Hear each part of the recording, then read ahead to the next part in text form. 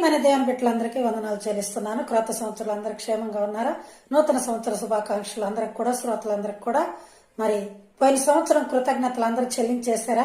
2025 వరకు మనల్ని దేవుడు కాపాడి రక్షించి ఆయన కృపలో భద్రపరిచినందుకు ఆయన కృతజ్ఞతలు చెల్లించారా? ఆయన చేసిన మేలుకై మనమేమి చెల్లించదము ఒకసారి పరిశీలించుకున్నారా, పరిశోధించుకున్నారా? మరి దేవుడు మనకు చేసిన మేలుకి ఎప్పటికప్పుడు కృతజ్ఞత చెల్లిస్తూ ఉండాలి. మనం క్రొత్త నిబంధన గ్రంథంలో చూసుకుంటున్నప్పుడు మరి 38 సంవత్సరాల నుంచి బేతెస్దా కోనేటి దగ్గర పడి ఉన్న వ్యాధిగ్రస్తుడు మరి ప్రభు వారు వచ్చి, అయ్యా నువ్వు స్వస్థపడగోర్చున్నావా అని అడిగినప్పుడు, మరి ప్రభు నేను స్వస్థపడగోర్చున్నానని ఎరుగకుండా, ఆయన ఎవరో తెలియకుండా తన బాధలు చెప్పుకుంటూ 38 సంవత్సరాల నుంచి ఇక్కడ పడి ఉన్నానయ్యా, నన్ను ఎవరు చూడట్లేదు, నేను ఎంతో కష్టపడుతున్నా, తన కష్టమంతా చెప్తున్నాడు. ప్రియమైన దేవుని బిడ్డలారా, మన కష్టమంతా ఆయనకు చెప్పుకోవాల్సిన అవసరం లేదు, ఆయనకు సమస్తము తెలుసు. కనుక ఆయన చేసిన మేలుకే మనకు కృతజ్ఞత చెల్లిస్తుండాలా.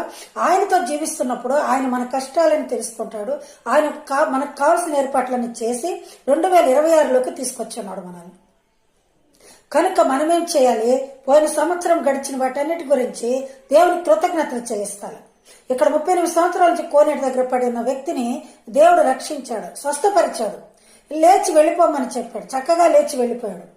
వెళ్ళిపోతూ, మరి ఎవరివయ్యా నువ్వు? నేను 38 సంవత్సరాల నుంచి ఇక్కడ పడి ఉన్నప్పుడు నన్ను ఎవరు పట్టించుకోలేదు, నాకు గొర్రెను బలిచ్చటానికి కూడా ఈ బేతెస్దా కోనేటి దగ్గర గొర్రె కూడా లేదు, ఆ బలి అర్పించి వెళ్ళాలి కనుక నేను దాన్ని కూడా సమర్పించుకోలేకపోయాను, ఎవరివయ్యా మీరని కూడా కనీసం కృతజ్ఞత చెప్పలేదు.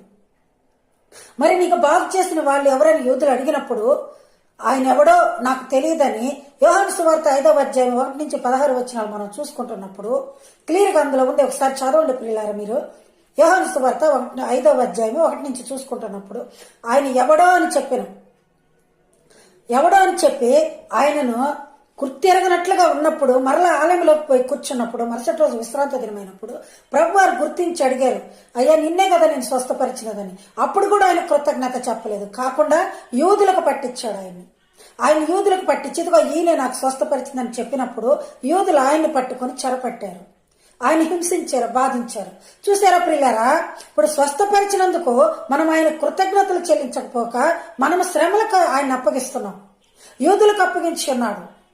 ఆనాటి యూదులే కాదు, ఈ రోజున స్వస్థపడిన మనము కూడా ఆయన పట్టించాం, ఆయన హింసిస్తున్నాం, ఆయన కృతజ్ఞతలు కూడా చెప్పలేకపోతున్నాం.